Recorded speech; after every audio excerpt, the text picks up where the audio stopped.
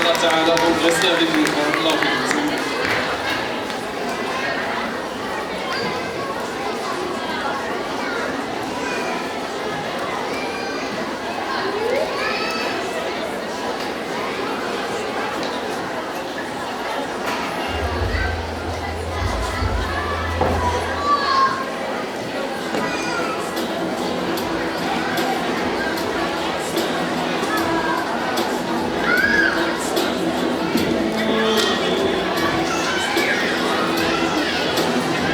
C'est une énigme et il faut trouver la réponse. Et donc le premier ou la première qui a la réponse à cette question doit la dire à haute voix. Alors cette fois-ci la question est très difficile, donc il faut se concentrer et bien écouter la question pour pouvoir y répondre. Donc vous écoutez bien, la question est la suivante. Donc le premier qui a la réponse, il faut qu'il le dise. Quel est, pour les musulmans, le nom du dernier?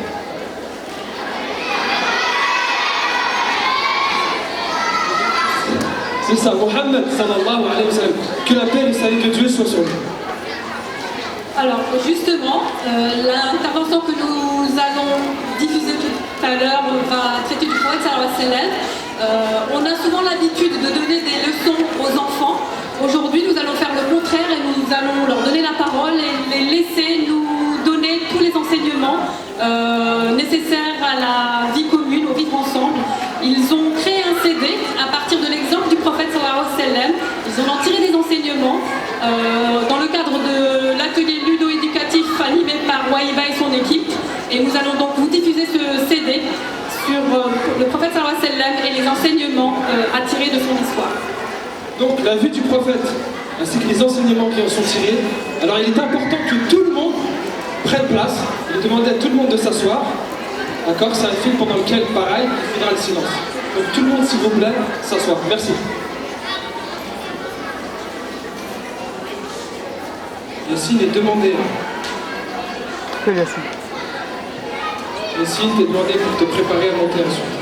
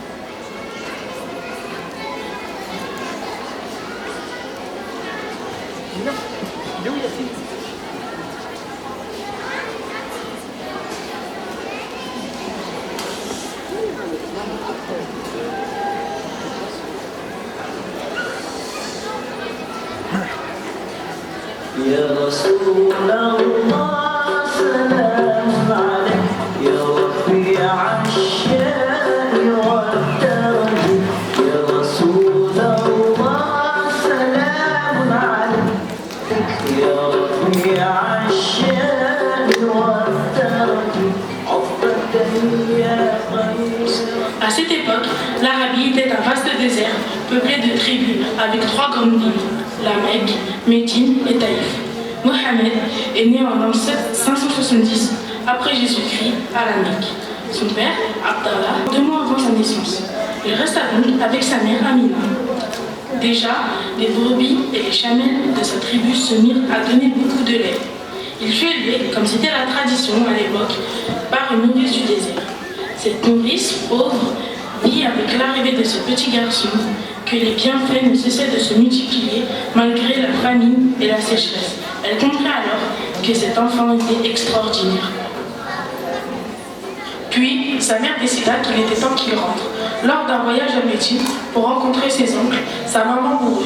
Dès son retour, il fut confié à son grand-père, Abdel-Moutalib, qui l'adopta et le considéra comme son fils. Puis, son grand-père mourut et ce fut par son oncle, Abou Talib, qu'il fut pris en charge. Le prophète nous enseignait l'importance des liens familiaux et la gravité de les rompre. Il nous a également expliqué qu'il est essentiel de respecter l'orphelin, qu'une grande récompense est réservée à ceux qui s'en occupent. Un jour, alors qu'il jouait, il reçut la visite des 2 anges.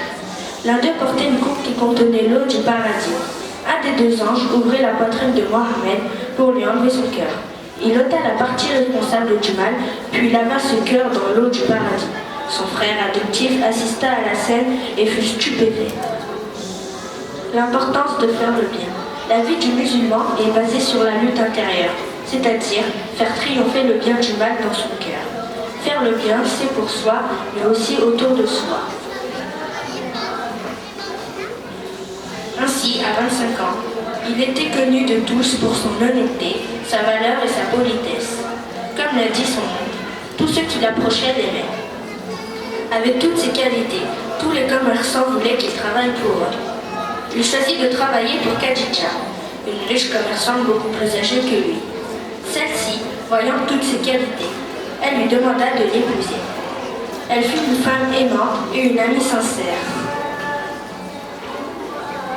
Ainsi, l'islam nous apprend qu'il ne faut pas juger les gens sur leur apparence, mais il faut aller voir au fond d'eux les qualités humaines et les valeurs qu'ils possèdent.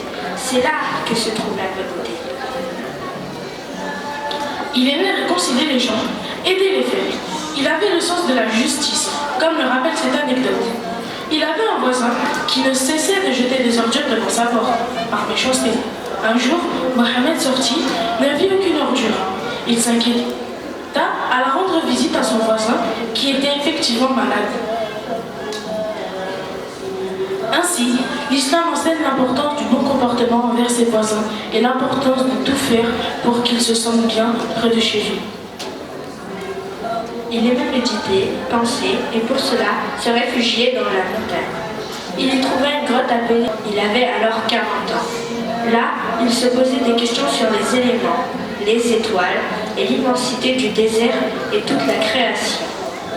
Le 27e jour du mois de Ramadan, l'archange Djibril Gabriel lui apparut sous une forme humaine et ordonna à Mohammed de lire. « Lis !» Mohammed lui répondit « Je ne sais pas lire !» Puis Djibril le serra très fort. Ceci se reproduisit 3 fois jusqu'à ce que l'ange lui dise les paroles suivantes. « Lis, lis de par le nom de ton Seigneur qui a créé l'homme d'un caillot de sang, qui a enseigné à l'homme ce qu'il ne savait pas. Lis. » La méditation. Il est important de se retirer pour prendre du recul et relativiser les choses de la vie. La mosquée fait office de grotte et cela fait du bien de s'y rendre. Après cela, et tout tremblant, il courut chez lui, raconta ce qui venait de lui arriver. Ses proches l'emmenèrent chez un cousin chrétien, Waraka ibn Nawfal, qui avait la science. Ce dernier comprit qu'il s'agissait du dernier prophète attendu en Arabie dans les textes. Il lui prédit un grand avenir, mais aussi de grandes souffrances. Ainsi, le Coran, les miracles suprêmes, commençaient à être révélés. Le prophète nous a toujours enseigné que le savoir est important. Il a ajouté que celui qui emprunte un chemin pour rechercher la connaissance, Dieu le mettra sur la route du paradis, ainsi que chaque fois que l'on va à l'école, à la mosquée ou qu'on apprend avec ses amis, Dieu nous facilite l'accès au paradis. 3 ans après la première révélation, Mohammed transmit le message publiquement. Mais les Mécois qui avaient fait de leur vie une cité marchande, avec comme fonds de commerce des dieux divers, eurent peur pour leurs intérêts. Ses proches, parmi les plus faibles, furent persécutés et bannis dans le désert. La richesse. Le prophète nous enseigne qu'il ne faut pas chercher à s'enrichir à n'importe quel prix, comme par exemple en utilisant le mensonge, la fraude ou le trafic. Il est fondamental de rester honnête pour son honneur et celui de sa famille. Une centaine de musulmans alla chercher protection auprès du Négus, un roi chrétien en Éthiopie actuelle. Il leur assura une protection totale. C'est également l'année où sa femme Khadija mourut, ainsi que son oncle et protecteur Abu Talib, et qu'il fut maltraité à Taïf par des enfants. Il était si triste qu'il appela cette année l'année de la tristesse. lien entre les trois religions monothéistes. Ainsi, le négus a reconnu dans l'islam des valeurs chrétiennes, ce qui a sauvé la vie à des musulmans. Les trois grandes religions ont en effet de commun, ainsi qu'un même Dieu. Suite à cela, Dieu décida de lui faire vivre une expérience extraordinaire. Une nuit, l'ange Jibril lui proposa de faire un voyage dans les cieux et de découvrir ce que nul homme n'avait encore vu. Il se dirigeait vers la ville de Jérusalem. Il entra dans la mosquée Al-Aqsa et rencontra tous les autres prophètes comme Jésus, Moïse, Isaac, Ismaël ou encore Abraham. Puis il visita les différentes portes du paradis et à partir d'un rocher appelé Obat al-Sakra, il monta vers les cieux et se présenta devant son Seigneur. Il revint sur terre plus fort que jamais, mais beaucoup ne le crurent pas. Le prophète nous a appris à toujours dire la vérité. La plus grande qualité d'une personne est de dire la vérité, même si c'est à son désavantage. Il a dit, pour moi, la meilleure parole est celle de la vérité. Plus le temps passait et plus la haine montait chez les Mécois, si bien qu'ils organisèrent un complot pour tuer Mohammed. Mais ce complot échoua et il eut le temps de s'enfuir avec son compagnon, Abou Bakr, en direction de la ville de Médine. Là où des tribus l'attendaient pour qu'il rétablisse la paix entre elles et qu'il leur enseigne les valeurs de l'islam. Il fut accueilli avec une grande émotion. Les gens chantèrent pour lui souhaiter la bienvenue.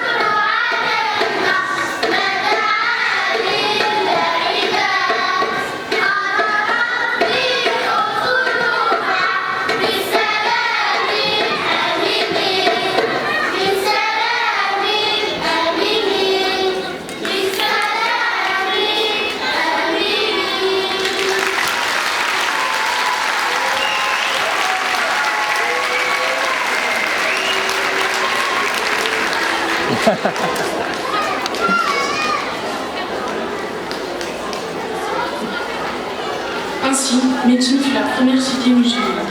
Les musulmans étaient de plus en plus nombreux. Après plusieurs agressions des Mécois, notamment à Badr ou à Uhud, un traité de paix fut signé pour une durée de 10 ans suite à la convention de nouveaux dignitaires Mécois. Mais une armée secrète de Mécois trahit le traité et tua un groupe de musulmans. La parole, respecter sa parole, sa promesse, dans la mesure du possible, est essentielle dans l'islam. Lorsqu'on s'engage, il faut tout mettre en œuvre pour honorer son engagement. Le prophète leva alors une armée pacifique de 10 000 hommes. Il pénétra à la Mecque sans qu'aucune goutte de sang ne fût versée. Ce fut la grande victoire. Toute l'Arabie accepta alors le message et devint musulmane. En l'an 632, il fit le pèlerinage d'Hadj. Il monta sur le mont Arafat et fit son dernier sermon. Il demanda aux musulmans s'il avait bien transmis le message et l'avertissement. Ils confirmèrent. Écoute, car je ne sais si vous pourrez revenir l'an prochain. Tu partageras ta nourriture avec celui qui n'en a point.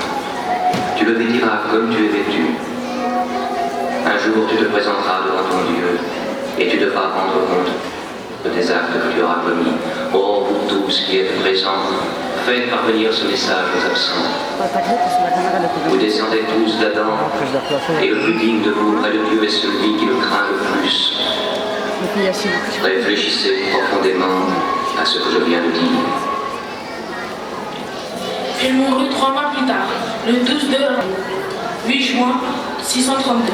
Il rejoint alors son Seigneur en disant dans un dernier souffle: il n'y a de Dieu que Dieu. Seigneur, accorde-moi la compagnie suprême.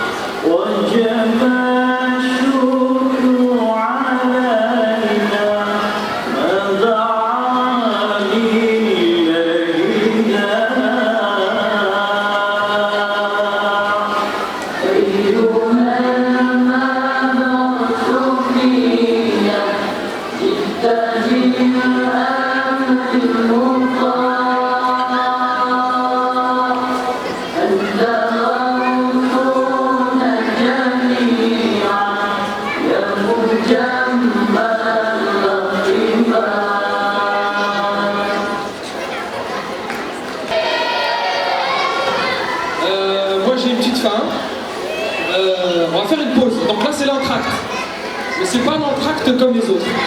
C'est un entracte pendant lequel on va vous servir de délicieux gâteaux orientaux avec un thé à la menthe. Et pendant cet entracte-là, le groupe que vous avez vu tout à l'heure, ils vont revenir pour animer ça, pour nous accompagner.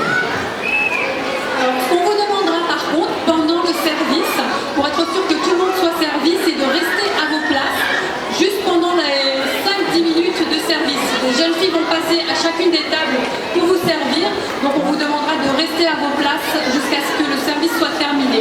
Par la suite, vous pourrez vous déplacer pour regarder des expositions photos ou des stands, mais on vous demandera au début de bien rester à vos places pour être sûr que tout le monde est bien servi. Voilà, bon appétit et on se retrouve tout à l'heure pour la suite du programme. Faut que je puisse filmer le service.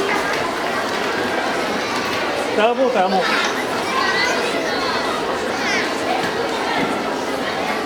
On va filmer un peu la salle là.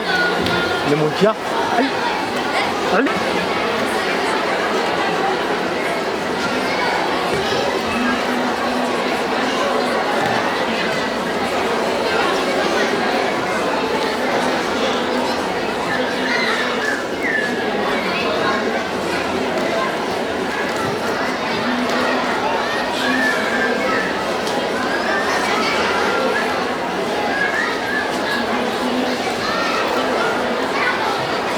Yacine, pousse-toi.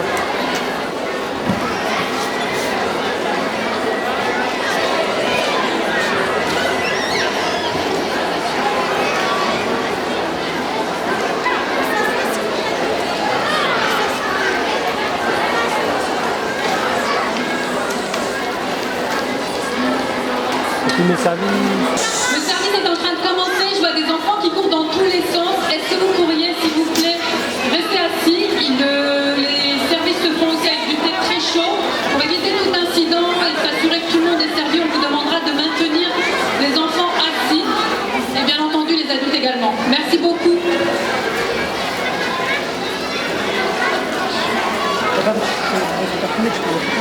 Vas-y, vas-y.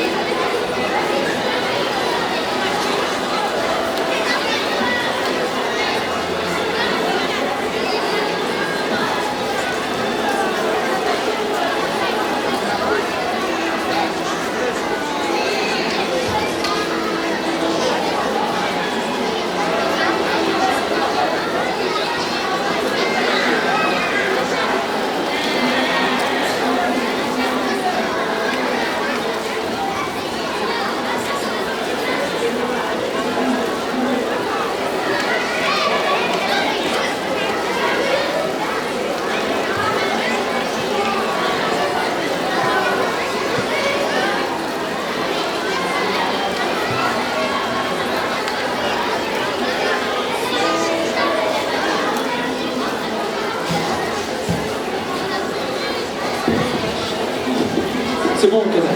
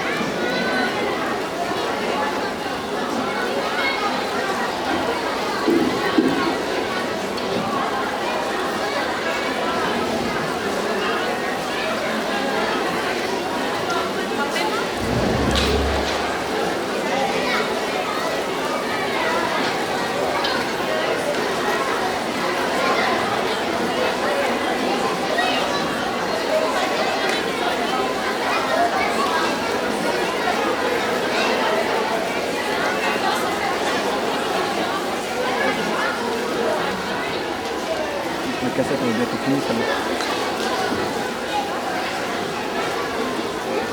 Oui, hello. Je suis en régie là,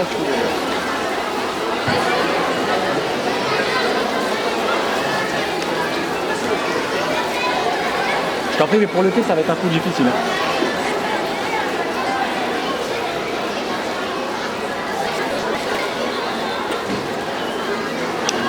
Bonjour à tous, salam alaikum. Je vous souhaite un excellent appétit. On va faire en sorte que cette pause festive soit accompagnée de quelques mélodies. Voilà. Patrick, c'est bon, je l'ai acheté les gâteaux. Deux plateaux. Allez, viens.